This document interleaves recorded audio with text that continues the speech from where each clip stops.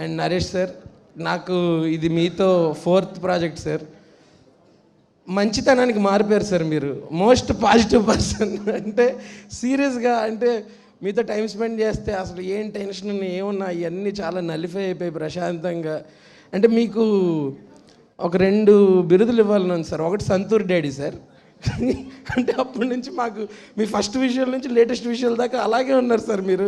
ఆ trade secret ఏంటో చెప్తే మీకు కాదు, మీకు అవి పనికిరావులేండి, నేనేదో అప్లై చేయడానికి ట్రై చేస్తా. అలాగే నెక్స్ట్ ఏంటంటే రియల్లీ మీరు ఒక మంచి మనిషి సార్. మీకు మంచి మనిషి అనే ట్యాగ్ మీకు ఇవ్వాలి sir. And me comic timing గురించి అందరికీ తెలుసు, but the way you explore your range of actions with, you know, your intense acting or different kinds of emotions is definitely one for the books, and we draw a lot of inspiration from you.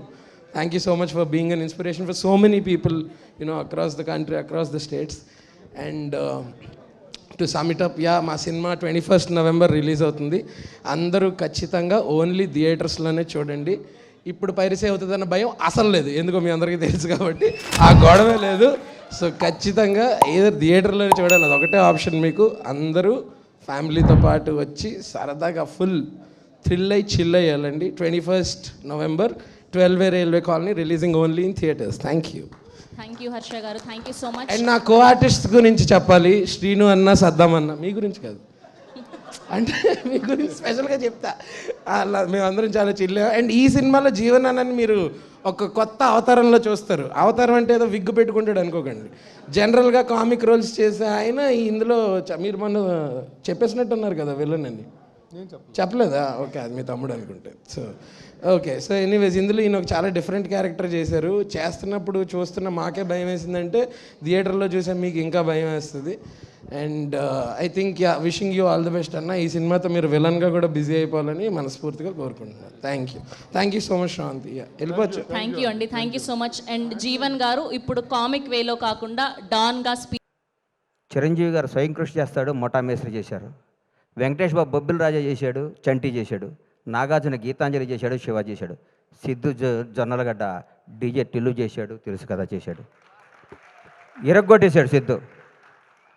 జోష్ సినిమాలో ఏ address లేకుండా, ఏ care of లేకుండా, ఏ background లేకుండా, ముందు ఎవడో వెనకెవడో లేకుండా నేను నటుడిని అవుదామని ఇండస్ట్రీకి వచ్చి జోష్ సినిమాలో చిన్న వేషం కోసం తప్పించి సిద్ధు ఈ సినిమా తర్వాత నేను చెప్తున్నాను, డైరెక్ట్గా రవితేజకి ఆల్టర్నేటివ్ ఎవరా అనుకున్నాను. రవితేజకి ఆల్టర్నేటివ్ అవుతావు సిద్ధును.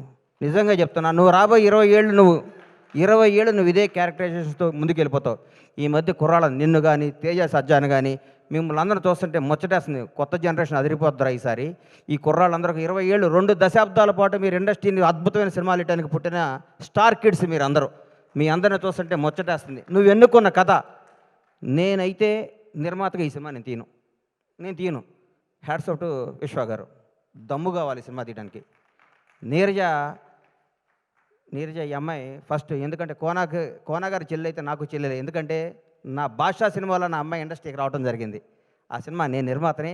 ఆ సినిమా వస్తే కోనాగారిని అడిగా, ఏంటి కోనాగారు అంటే, మా చెల్లెలు అన్న అమెరికా నుంచి వచ్చింది. ఈ అమ్మకు వీళ్ళ నాన్న, వీళ్ళ ఫ్యామిలీ ఏంది, ఈ అమ్మాయి ఇండస్ట్రీలో ఏంటనుకున్నా. ఆ అమ్మాయికి ఉన్న ఫ్యాషను, ఆ అమ్మాయికి ఉన్న టేస్ట్, ఆ రోజుల్లోనే ఆతృత, తపన, ఈ డ్రెస్ అయితే బాగుంటుంది. ఒక 10 రోజుల్లోనే కాజల్కి బెస్ట్ బడ్డీ అయిపోయింది. కట్ చేసి ఇండస్ట్రీ హీరోయిన్లందరూ ఈ అమ్మాయి చుట్టూ తిరిగారు. ఆ అమ్మాయి ఎంత మేధావో, ఎంత ముదురో అప్పుడే చూసుకున్నా. అందరినీ తనాళం చేసుకొని లౌకికంగా ఆ అమ్మాయి ఫ్యామిలీ బ్యాక్గ్రౌండ్ వాళ్ళది ఎంత పెద్ద ఫ్యామిలీ, ఎంత పెద్ద కథ. ఆ అమ్మాయి గోల్డ్ స్పూన్లో పుట్టి కూడా తన అందరిలో డౌన్ టు ఎర్త్ ఉండి అందరినీ ఆలోచించుకుంటూ, అందరినీ కలుస్తూ, ఆప్యాయంగా ముందుకెళ్ళిపోతూ ఒక డైరెక్టర్ అవ్వటం అంటే మాటలు కాదు ఈ రోజుల్లో. హ్యాట్స్ ఆఫ్ నీరు. నిజంగా రియల్ నిన్ను చూస్తే చాలా గర్వపడ్డా. నేను నిజంగా చాలా గర్వపడ్డా. సిద్ధు జొన్నలగడ్డ గురించి చెప్తున్నా. సిద్ధు, నువ్వు రూల్ చేస్తావు ఇండస్ట్రీని. నిజంగా చెప్తున్నా. నువ్వు ఎన్నుకున్న డైలాగ్ డీజేటీలు ఇప్పుడు కోనగారు చెప్పారు కదా, నేను కూడా నువ్వు వన్ డే వండర్ అనుకున్నా. బై గాడ్ చెప్తున్నా. ఈ అబ్బాయి మామూలుగా ఆ సినిమా కొట్టాడురా, అన్నిటికీ ఏం తమాషానా, ఏం డాడీ అక్కడేళ్ళు ఇక్కడేళ్ళు అంటాడు, ఇది అయిపోద్దురా, ఇది బోరు కొట్టేస్తారు అనుకున్నా. ఒక్కసారి ఒక ఫేస్ టర్న్ ఇచ్చావు కదా, ఈ కొత్త షేడ్ చూసావు కదా, నువ్వు యాక్టర్, నువ్వు real actor, great actor, wonderful actor. నీకు అద్భుతమైన ఫ్యూచర్ ఉంది సిద్ధు. నువ్వు చేసే ప్రతి నిర్ణయం, నువ్వు చేసే అన్నపూర్ణం సీన్ చాలండి ఈ సినిమాలో. ఇరగొట్టేసింది. కొన్ని టర్న్లు అవుతుంటే నాకు అర్థం కాలేదు. ఈ అమ్మ ఇదేంద్రా ఈ సినిమా, ఏం చెప్దాం అనుకుంటున్నాడు ఈ సినిమాలో అనుకున్నాను. నాకు సినిమా తర్వాత ఇప్పుడు నేను వస్తుంటే నా వైఫ్ ఎక్కడికి వెళ్తున్నా ఉంది, తెలుసు కదా ఫంక్షన్కి వెళ్తున్నాను, రవి ఫోన్ చేశాడు వెళ్తానంటే ఏం సినిమా బావా, ఎంత మంచి సినిమా, ఈ మధ్యకాలంలో అట్లాంటి సినిమా చూడలేదు, నిజంగా యూనిట్ అందరికీ నా తరఫున కూడా అందరికీ కంగ్రాట్స్ చెప్పమని చెప్పింది. చూడన ప్రతి ఒక్కరికి చెప్తున్నా, లవ్ చేసుకునే ప్రతి ఒక్కరికి చెప్తున్నా, కొత్తగా పెళ్ళైన ప్రతి ఒక్కరికి చెప్తున్నా, ప్రతి ఒక్కరికి ఈ సినిమా తప్పకుండా చూడండి. ఇట్లాంటి సినిమా సూపర్ హిట్ చేయాలి.